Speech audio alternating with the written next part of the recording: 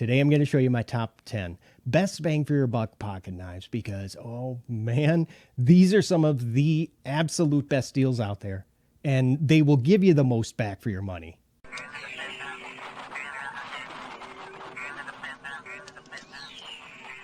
And as usual, you know, the prices, links to buy, and even coupon codes, I'll put them down in the description for you. Now, in terms of prices, I made sure that there's something for everyone on this list, you know, whether you're into the knives costing 100 plus or the $20 budget stuff. All right, let's go ahead and kick things off. Number 10, I got two knives, actually. It's going to be the Ritter RSK MK1, and you can see this is the full size, and we also got the mini. You know what, it's really tough to have a discussion about some of the best bargain knives, you know, without mentioning these babies, and this is the full size, which is going to be the most expensive knife on the list at around $160. I still feel it's a decent price, you know, for a USA-made knife with a 20 CV blade. And you saw it's got just great action. It's at a good price. But the only place that you can get these is from KnifeWorks. Hey, how you doing? My name is Jay. And if this is your first time here, thanks so much for stopping by. And go ahead and consider clicking on subscribe if you're looking for knife reviews. To get right to the point. Number 9 is going to be a Spyderco. I've got the Endo in K390.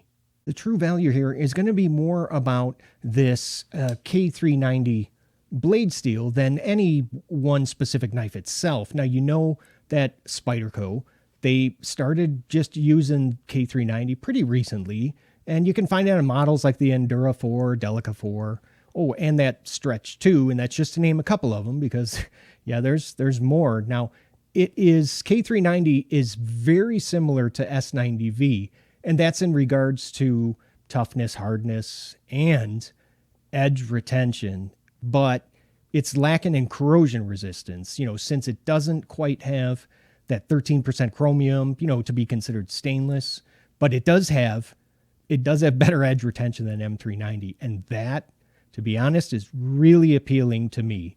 How about number 8? I've got from Tucson, this is the TS223. You know, just like with the Spydercos, here is going to apply to just about any Tucson knife, especially the ones, well, like this TS264 here that you see in M390 blade steel. You get a knife made with premium materials, you know, inside and out. You got the carbon fiber, titanium, and a ceramic ball bearing pivot. And the action on just about every Tucson I've ever gotten my hands on, it has just been incredible. Now, I know it depends on the model, but typically you can expect to pay around $150 for an M390 Tucson. Number 7, I got from Savey. That's the Pintail.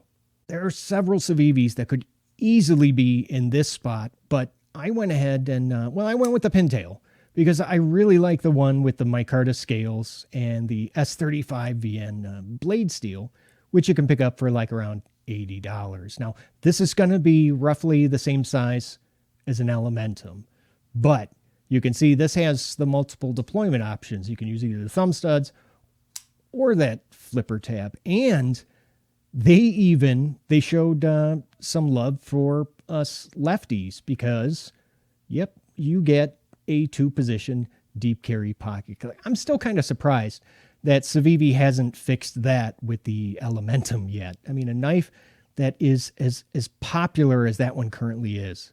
Number 6, I got from Kizer. This is the Beg Lighter in 20 CV. Now, you probably noticed that my version looks a little bit different than the ones that you can get from Blade HQ because, well, I went ahead and just I swapped out the scales with another version that I have. Do you mind if I go ahead and just show you the action first? Because it is by far, look at that. It's by far the best out of like any other knife in my entire collection that has a blade riding on bronze washers. And the best part is it was a complete accident. So needless to say, I'm never going to mess with this pivot screw because I'm afraid if I do that, you know, make an adjustment, I'll lose this action and I probably won't be able to get it back. So, I mean, which would you rather buy? a bag lighter like down here with N690 blade steel for $59, or how about for $40 more, you can go ahead and have this one in 20 CV. At number 5, I got from Gerber Firebird. This is the F7601. This is it's such a well-made little fidget knife. It's actually one of my favorite beaters of all time. And, honestly, it wasn't all that long ago when 440C, that stuff, it was considered like a high-end blade steel, believe it or not. But nowadays, it's decent enough of a steel, and it is known for having its good corrosion resistance. Now, because of Ganzo's G-Lock, this thing is just a ton of fun to carry. And honestly, though, if this did not have a crossbar lock and maybe had a liner or a frame lock, I don't know if I would still like it as much as I do now. All right, in the 4th spot, I got from Kershaw it's the Link in 20 CV. Look, I fully realize, that some of you're just not crazy about, the assisted opening knives. But there was just no way I could leave this knife off the list. I mean, it has to be one of, if not the absolute cheapest American-made knife, with a premium blade steel like 20 CV. Number 3, it's going to be a Blade Ops exclusive. This is the Boker Plus Strike Automatic.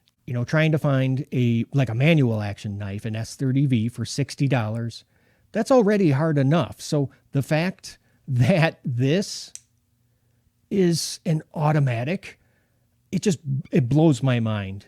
And now I don't mean to pick on Benchmade because, I love their knives. I own plenty of them, but this is one of my favorites, and it's the Casbah.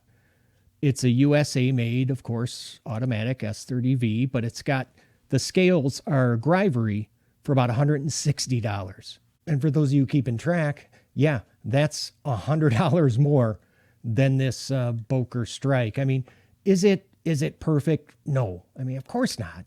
The safety switch. You hear that? Yeah, it rattles just a little bit.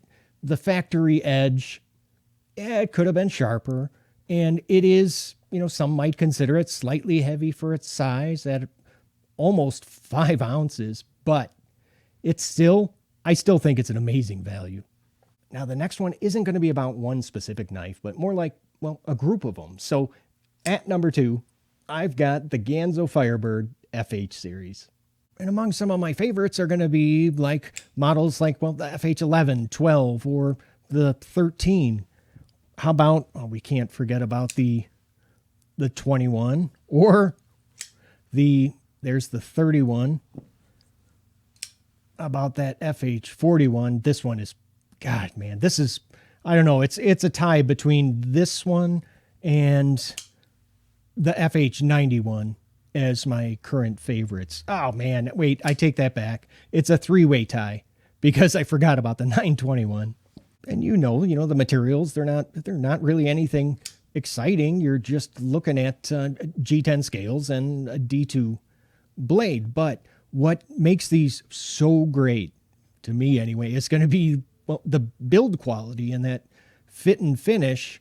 All that you can get for anywhere between $21 to $27. And every single FH knife that I've ever handled has had a perfectly centered blade, and excellent factory sharpness on that edge, and action that's been better than, knives costing twice as much. Now, before I go ahead and show you my number 1, I would just love to know down in the comments, what knives do you think would be the best bang for the buck? All right, you ready to see number 1? Now, this is actually the least expensive knife on the list. I know, go figure, right? It's from K-Bar. Yeah, that's the Dozier Folding Hunter. And I'm only talking about the AUS 8 version because, even though, I love the one in D2, it's just not as good of a deal as this one is. And, as a budget steel, AUS 8 it's fine. But, the true value here is going to be in the overall design of this knife. I mean, it's lightweight, and it is completely ambidextrous, with a hollow ground spear point that cuts really well. And on top of all that, man, it's just such a good looking knife. And really, that's pretty important to me because it makes my decision to carry it, like a no-brainer. And if you're looking for more underrated knives, ones that should just cost way more than they actually do, go ahead and check out the next video that's up on the screen. Hey, don't forget to go ahead and click on that subscribe, but I got to run. Thank you so much for watching. Love you guys. I'll see you at the next video. Take care.